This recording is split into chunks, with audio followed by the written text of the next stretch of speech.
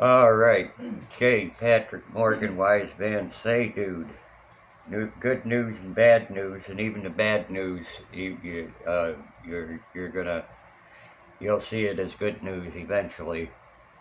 Um, and there's a lot of factors into it, so it would make the video extra long to explain the different factors and stuff. But, I'll be able to explain some of it.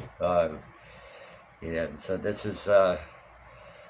Not just the grumpy Monday morning show, this video take here. It's, I put out there because I thought that's what was going to happen, that there was going to be 3 or 4 more grumpy Monday morning shows and 3 or 4 more Friday precursor shows. Well, sorry to those that liked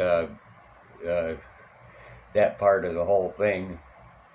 It's mainly people that have been my friends and musician colleagues and everything for years. But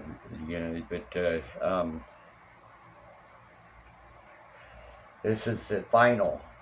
This is the last one, Grumpy Monday Morning, and Friday will be the final, the last one, Friday morning precursor. So we're gonna do a final one of each, and then they both go away. Not to say that on the road show or the videos leading up to the road show that I'm not going to play my guitar or do some kinds of comedy skits or something like that. Those parts are still going to be there here and there. The bottom line is it has to be more family friendly. You can't have, because all these things that are coming up in the near future are going to affect kids more than adults in some cases. And so kids should be able to watch and get the information and be educated or schooled or however you want to say it. In some cases, the adults aren't going to listen, but the kids are. Just like the movies where kids do all these amazing things that kids never do, like a kid's spy movie or a kid's superhero kind of thing. Kids are going to be put in those positions and they're going to be doing that sort of thing. Not in that same way you see in the movies, of course, but they're going to be doing hero-like things because the adults aren't listening, but the kids are. So you might say, well, I'm a bad influence. I'm encouraging kids to put their own lives in danger or whatever. Their lives are already in danger. You just don't see it yet. Okay, so getting on with this, final Grumpy Monday morning show. And we're transitioning into the road show and a pre-thing from before I get on the road, just basically showing you how, all the process of getting on the road. And that's how that's going to work. All work and no play makes Jack a dull boy, and the entertainment part of it is kind of important. You can't look at the mental state of workaholics, for example. You got to find places to have hobbies, have fun, give yourself breaks from the seriousness and like that. And workaholics end up in a bad way when they don't take that into consideration, especially family-wise. Okay, and this character right here on the road and kind of has in little bits and parts in the beginning, sidekick, not giving the dog away when I go on the road to somebody that's staying in one place. Dog's going to be traveling with me here, Miss Ezra. She loves me. She can't hardly stay off my lap. I get set down and I plan on doing something and I need my lap, and she just jumps right up here and takes over my lap, you know, when I was going to do, and then I have to make her get back down. And she's a good dog with a lot of character. She's going to make a very good sidekick for the road show and stuff. And so, yeah, Miss Ezra is part of the show. I'm not going to leave her here in Eunice to, you know, give her away to some family or something like that. She's real attached to me. She's going with me. And that's how that is. Miss Ezra here. Yep, she loves me, don't you? You love Dad, huh? Yep, yeah, you love Dad. Okay.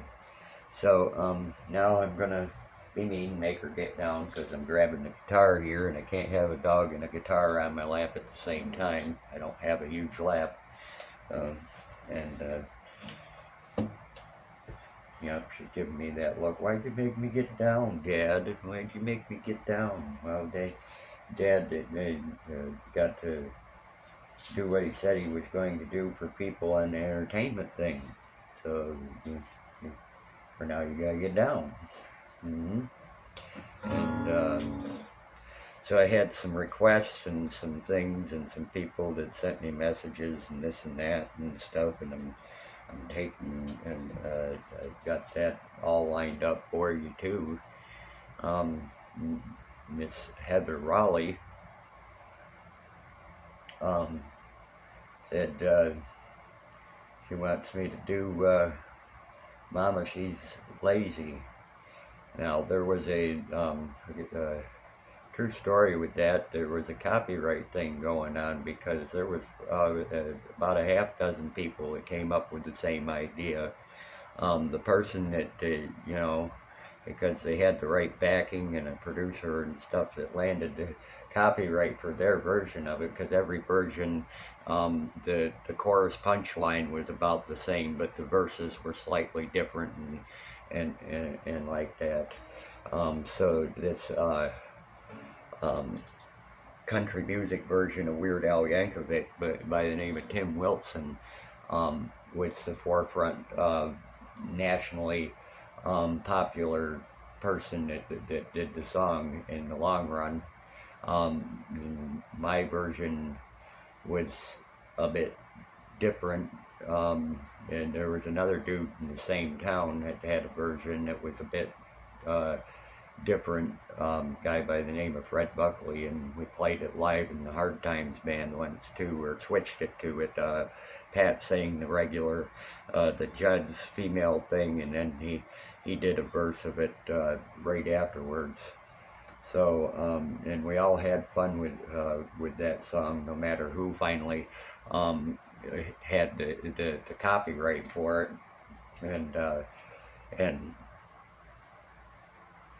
and put out the CD with all the country parody songs on there that went with it. He had kind of a George Jones kind of sounding voice, so it was perfect. His voice was perfect and everything for it too.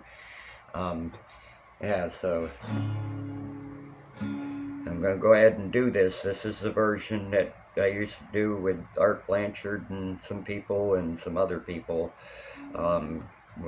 performing locally around Steuben County, of Mama, She's Lazy, and that's going to be the final Grumpy Monday Morning Show's parody of the day. Yeah.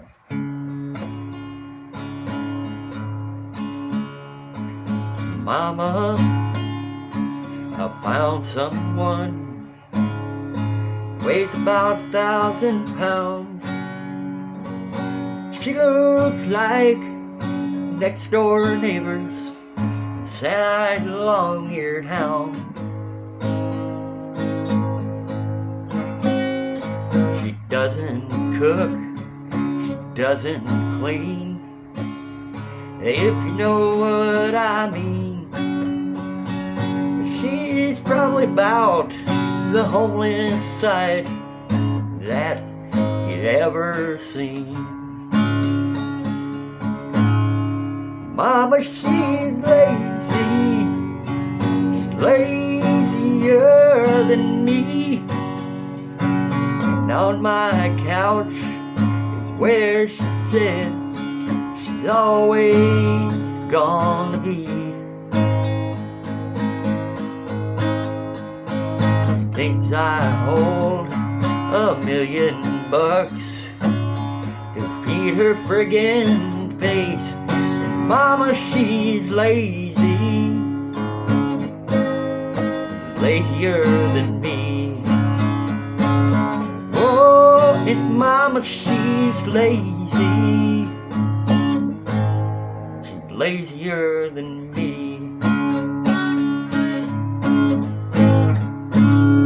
Yeah, again, for protective purposes, since this is going public on the internet, yeah, the copyright doesn't belong to me. Paperwork-wise, a bunch of people came up with the same idea, and the person that owns the copyright is whoever gets their version registered at the Copyright Office quicker than the next person when things like that happen. Lots of people come up with the close to the exact same idea for a song, and it's mostly like it but slightly different, and that's the purpose of the Copyright Office, is who actually gets to claim it and make the money off from it and demand royalties. Alright, so yeah, there you go, Heather, and everybody else that wanted to hear it.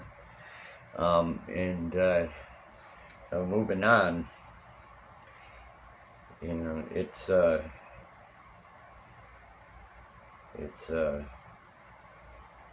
deal where I stopped the show, and so I got out of the routine, so I had to. You know, it's tough for me to do this now, just a couple weeks of being out of the routine of doing the morning shows, and so now I'm on the fly, and it's coming out just the way it's coming out, and I'm not going to do very much in the way of editing, any mistakes or flub ups or anything like that with this. It's the final show is the final show. A lot of it was on the fly anyways, really not very planned, and stuff. And even though the show's going away, so there's no chance of Nickelback really coming on one of my videos and schooling me of how I fucked up your music. It's also been spoiler alerted to at least a small circle of people that Nickelback is the target band for the final Grumpy Monday I Fucked Up Your Music dedication series, part of the morning shows. And why Nickelback? I don't know. It's just without even hearing it on the TV or the internet, the song just popped into my head. I think I was thinking about, all the, I was in a discussion about how Hollywood and the music business is aligned with Illuminati and secret society circles, and the symbolisms all through their videos and album covers and stuff like that, or something. Somebody said something about rock stars, and it just the song automatically kind of just jumped in my head, and then it kept coming back and replaying in my head at different times for a week or so later. So I said, since it's in my head and been in my head, and it'll be reasonably easy for me to remember the lyrics and stuff, that we're gonna do this song. We're gonna do it, and I'm gonna say, Nickelback, I fucked up your music, but you're gonna have to find me somewhere between here and wherever while I'm on the road. If you're that bored to come on some nobody's video and play the song with me, and be funny and yell at me about where I fucked it all up and stuff like that. And so I had to drop the key a little bit because my voice range is lower than it was years ago when the song was originally out too. But you know, it is what it is. And you go to a Nazareth show, then as far as I know, they still tour here and there. They've dropped the keys on some of their songs because his voice range is lower. He can't get up in their screechy high notes anymore. You know, a lot of bands have had to do it. Is what it is. All right, so I'm doing it in F sharp to not lose my voice in parts of the songs, and I practiced it a little bit, so I'm not going to mess it up real bad. It's just you know, more remembering the lyrics. I'm sick of standing in line, clubs I never get in. It's like a bottom of the night, and I'm never gonna win. This life ain't been not quite the way I want it to be. I need a credit card that's got no limit, and a bathroom I can play baseball in, and to join a Mile High Club at 37,000 feet. I need an old school tour bus full of old guitars, my own star on Hollywood Boulevard, somewhere between Cher and James Dean is fine with me. How are we gonna do it? I'm gonna trade this life for fortune and fame. I'll even cut my hair, change my name. 'Cause we all just wanna be big rock stars, living in tight boxes, driving 15 cars. The girls come easy and the drugs come cheap. We'd all stay skinny 'cause we just won't eat, and we'll hang out in the coolest bars with the VIPs and the movie stars. Every good gold digger's gonna wind up there, and every playboy bunny with a bleach blonde hair. And hey, I wanna be a rock star. I wanna be just like Elvis, without the tassels, hire 8-body parts to the beat up basses, and something. See, there's where I fucked up their music. Tonight, get a great back, play our mention. Great girls and girls loves to spend my money for me. I'm gonna take this life for fortune, fame, even cut my hair, change my name. 'Cause we all just wanna be big rock stars, living in tight boxes, 15 cars. The girls come easy and the drugs come cheap. We'll all stay skinny 'cause we just won't eat and hang out in the private room with the latest dictionary in today's zoo. Get you everything with that evil smile. Everybody's got a drug dealer on speed dial. And hey, I wanna be a rock star. Hey, I wanna be a rock star. Alright, I did really fuck that up. I thought I'd do a little better, but yeah, there you go with some Nickelback. And so and voice is kind of scratchy anyways. I did finally get over a bit of a flu thing recently, but there's leftover symptoms, and I don't want to hear it could be coronavirus. I don't give a fuck. It was a respiratory infection. I'm not dying from it. I don't give a fuck if it was coronavirus, so fuck that shit, you know.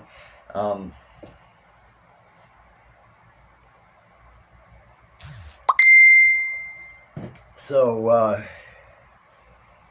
briefly or something, or you know, maybe extensively explaining what's going on. You know, some people are looking at it, well, you're selling out, you're becoming family friendly, you know, and not doing what you simply because you got opportunity for sponsorship. Well, it's not really about that. You know, for one thing, I'm on disability. I can't afford to self-fund getting all this extensive video editing equipment and all this to compete with other people and make videos and like that on disability, and so some of that's gonna be covered.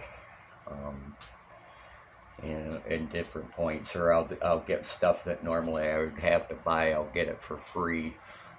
Is most part of what's going to happen. And no matter what, you're selling something. If you're public and entertaining, you're selling something. You play somebody else's song.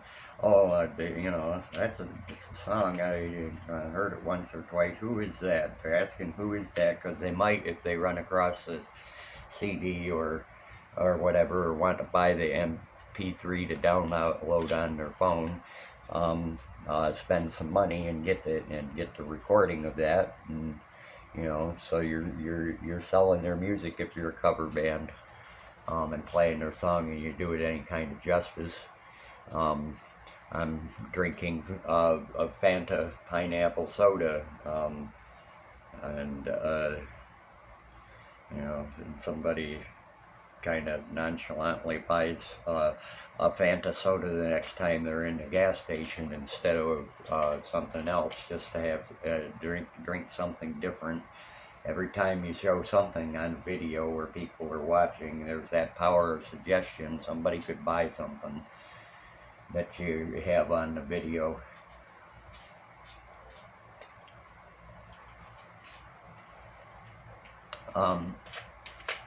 Except one of the big things that started all this, 4 or 5 times a week, everybody asks me about the electric scooter that I ride around, because it's unusual. Nobody in Eunice, Louisiana has one. And they're looking at it more like a toy. It's a fun little thing to ride around, a lot of them. To me, it's my transportation. That's how I get around. And a lot of things are going the way of electric. They're really hard down on the fossil fuels and their effect on the environment. Well, there's things that electricity affects the environment with too, but we're not going to get into that.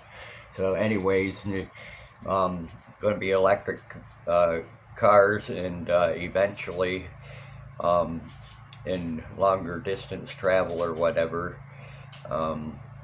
because you know, you're not plugging into your house if you're far away from your house. Now there's going to be charging stations, and you put your debit card in, and you get your electric car charged up for a fee or something. They'll do the same thing with that scooter too, because a lot of people will just be doing metro commute short distance with electric bicycles and electric scooters and so on. If you run out of charge and you're a little ways from your house, bicycle you can push around, but my ankle swells up huge just from pedaling a bicycle not a very long distance.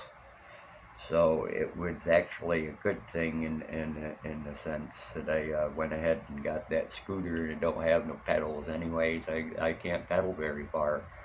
Not going to get very far pedaling, and my leg's screwed up, and I don't know if I'll be able to ever get it fixed right, and that's that. And same with solar panels, you know. I'll have electricity, but I'm not going to pay KOA campsites for plugging into KOA campsite electricity.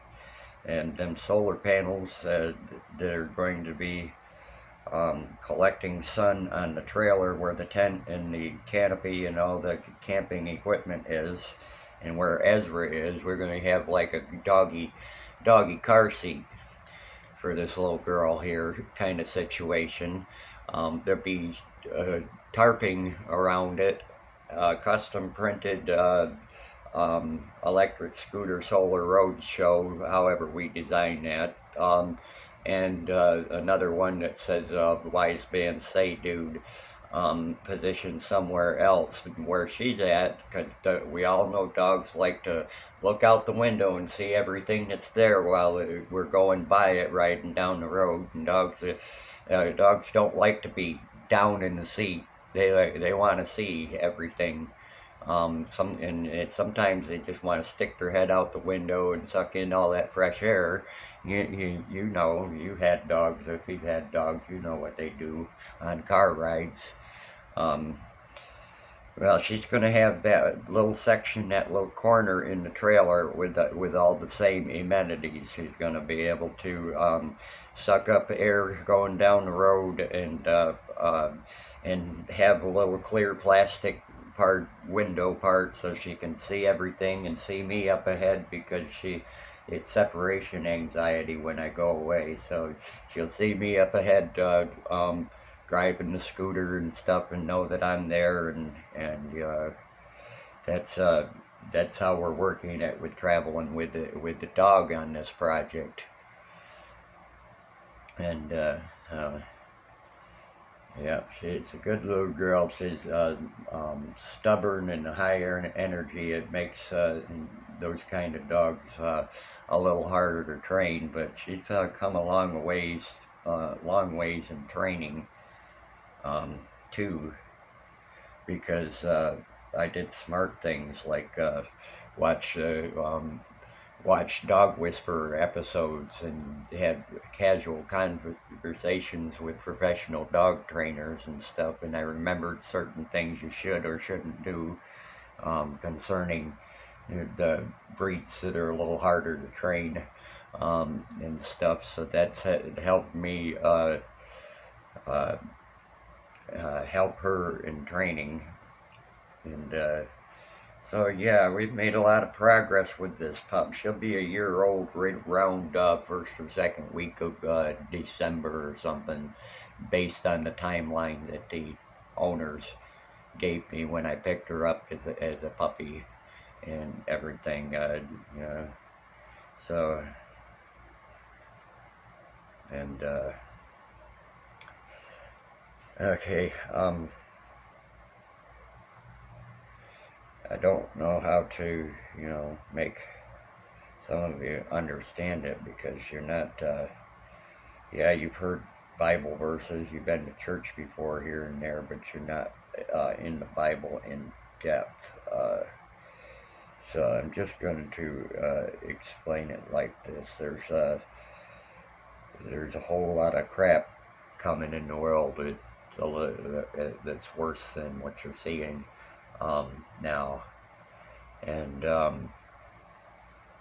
I was directed to the book of Ezekiel. The reason why Ezekiel was important is because the United States and the country of Israel in the time of Ezekiel have one huge thing in common: the wickedness and unruliness and things that are not pleasing to God have all the same parallels. So his job was, despite the fact that lots of people are going to laugh at you and nobody's going to listen, and some people are will be insulted that the United States is a great country and blah blah blah, to patriotism.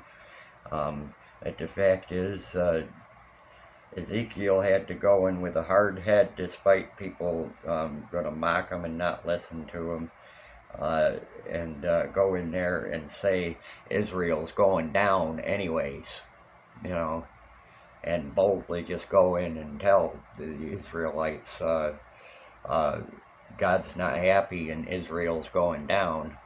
My job now is to tell United States citizens, that God's not happy with the United States, and because of it, the United States is going down. Um, is what it is. You can be mad about it all you want, or say crazy all you want.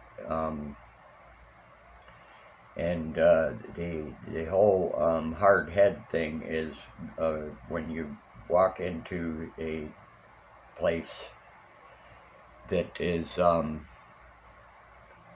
run down into wickedness, like a drug-infested, gang-infested, whatever area. It used to be, there was still a level of, a little bit of a level of respect for anybody that was a pastor or a preacher in a church in a bad neighborhood. And there's kind of a lot less of that. And the same thing happens. I go walking through the neighborhood under the Christian context. They look at that as the Christian. That means he's going to turn the other cheek. We can beat the crap out of him, take all his money, and what's he going to do? They look at that concept as a weakness and stuff. Same thing was going to happen to Ezekiel if he went full on in a Jesus-like thing. So you got to step out there and be brash enough to let them know that despite the fact that you want to do what Jesus would do, that you're not going to be walked on, and that you're not going to turn the other cheek. In this situation, and that boldness kind of curbs their tendency to get ideas. Like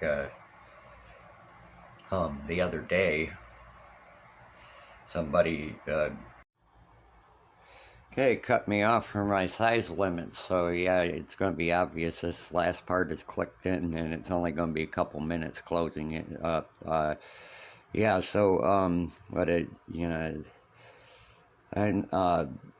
to seem like I'm just as unruly as everybody else in that sense, that you walk into a dangerous area, you got to, they don't believe in God, they're going to laugh at you when you say God protects me. And they're going to get bold and pull different things, and not that God wouldn't protect me, but it becomes a distraction from what I'm supposed to be doing and saying, and so, anyways, yeah, that's closing that all out so that I can finish this up and get it uploaded and so on and so forth.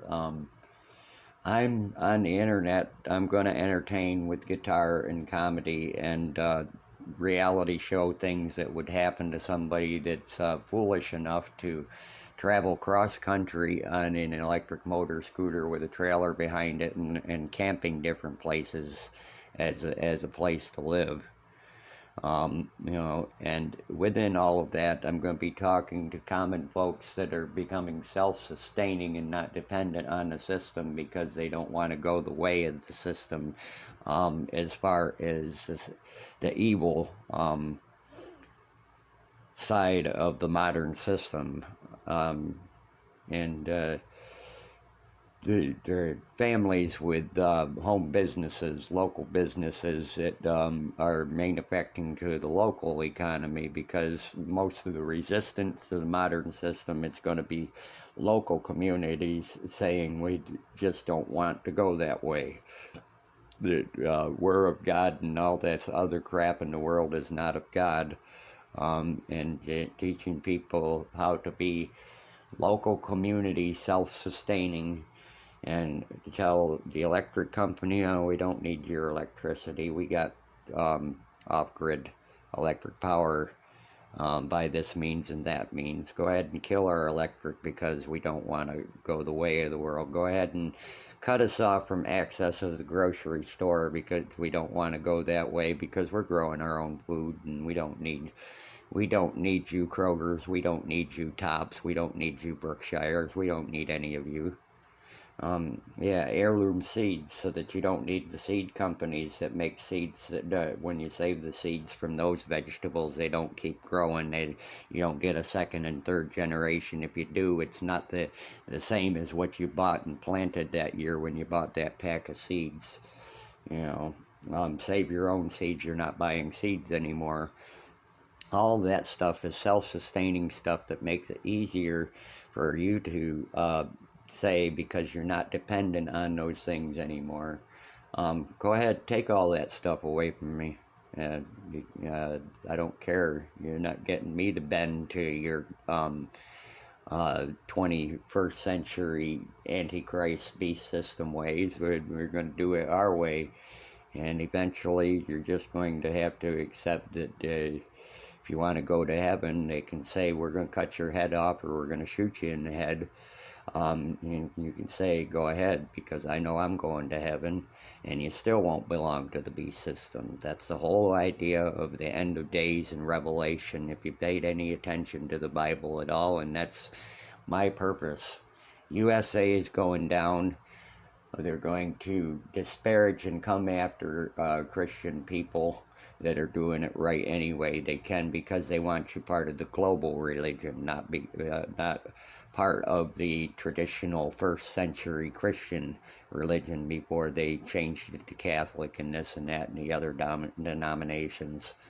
That's that's the end game, end days, end of days, end game that we're playing, but it's not a game. To do that effectively, they had to have to make it family friendly. I got to get it out to as many people as possible, even though most people aren't going to listen. And y'all can think I'm crazy, and God and people of God told me I got to stop worrying about whether something I say or do makes me look crazy to the rest of the world, and that's what I've done. So I'm sitting here telling you all this now, and if you think it's crazy, oh well, you ain't seen crazy yet. So this is the final Grumpy Monday morning show, but you'll still see plenty of me. You're just going to see me in a different context, and on Friday, that will be the final Friday morning precursor show. I'm not going to change it. That's what God wants me to do. Yeah, some of it has to do with sponsorship, but the larger part of it just it's what God is having me to do, and so I'm doing it. It's God's will. I'm not arguing with God. If you don't like it, you go argue with God and see where it gets you. Have a good day. This will be uploaded before the end of Monday. If I have too much trouble on Rumble, I'll just say screw it, and it'll just go up on YouTube instead. There you have it.